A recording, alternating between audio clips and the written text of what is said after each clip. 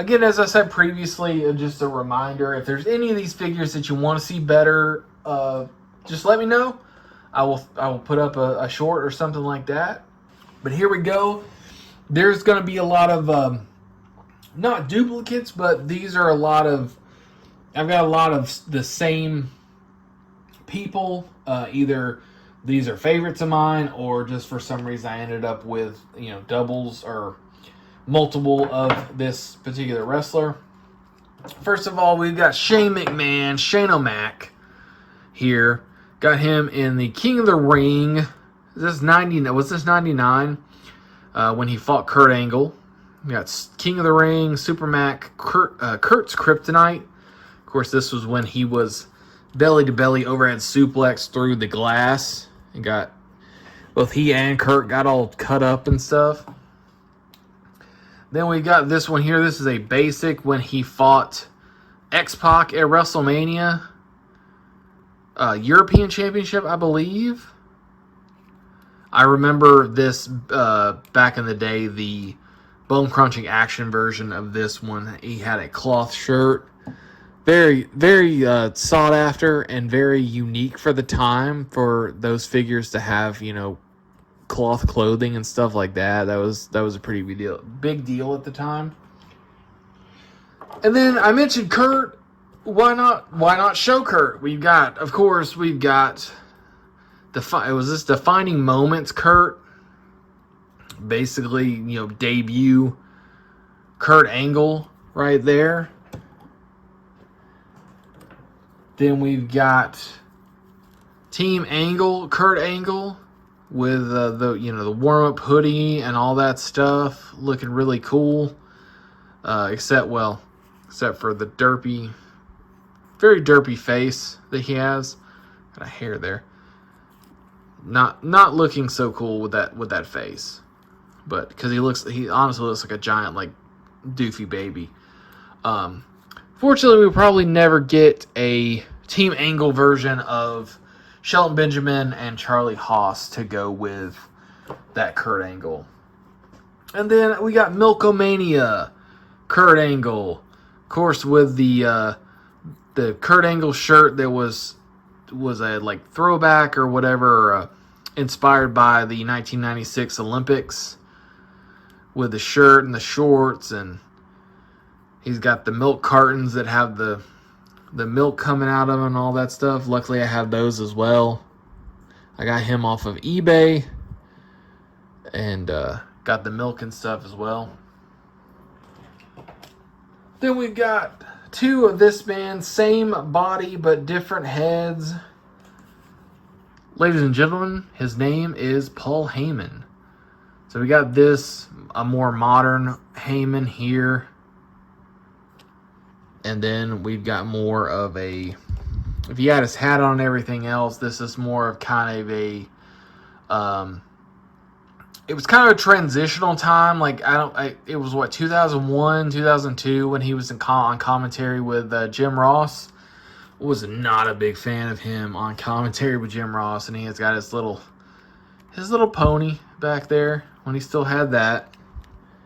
Was not a fan of him as a commentator during that time. And we talked about Paul Heyman, so let's talk about someone that Paul Heyman kind of, gave his opportunity, and that is the whole effing show, Rob Van Dam. Got him in the Tiger Stripe singlet, one of my all-time favorite attires of Rob Van Dam.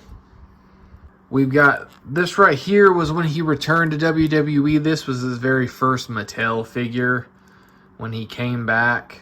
Got that. A little bit of modifying on that. And then this one here, another of my favorite singlets of his. Man, if they could have kept I guess they still do have, he still does have a Legends deal, because there's a new figure coming in the Monday Night War line. RVD is just a license to print money. All the really cool singlets that he wore over his career, you can just Just make those. Just make all of those Rob Van Dams. Then we're gonna move on to this guy. Was before my time, but he's a legend for sure. Got the British Bulldog, Davy Boy Smith, in his Heart Foundation attire. Arguably his best attire. And then we've got from the 2-pack with Shawn Michaels, this British Bulldog, this head scan. Our sculpt is really, really awesome. This attire is really nice too. The white with the Union Jack knee pads, Bulldog on the back and the front.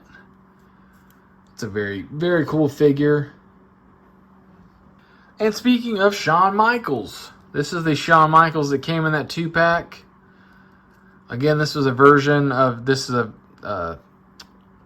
was before my time for this Shawn Michaels. Really for all the Shawn Michaels that I own. I like more of the classic Shawn Michaels. And then we've got, of course, WrestleMania, Shawn Michaels, when he dropped the championship to Stone Cold Steve Austin. And this is the new one with the double jointed elbows. I got the attire. I got the entrance attire somewhere too. Probably in a bag somewhere. Run out of space here. I could have put them further back. It's just kind of hard for me to reach back there from where I'm sitting here. This would probably be what maybe the newest version of Shawn Michaels that I have is this one here, this basic. But I really liked this attire, and because it was a basic, it was pretty inexpensive.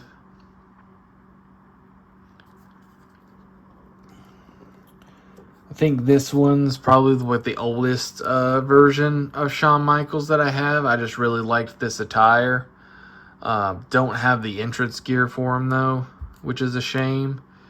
And then I had, that's all I did that because that was before they were putting chest hair on Shawn Michaels, even though, later in his career, as he got older, he didn't have it, but he had it when he was younger. So, the basic I can forgive. I mean, the basic doesn't have it on there, but there's no reason why the elite figure shouldn't have had it on there.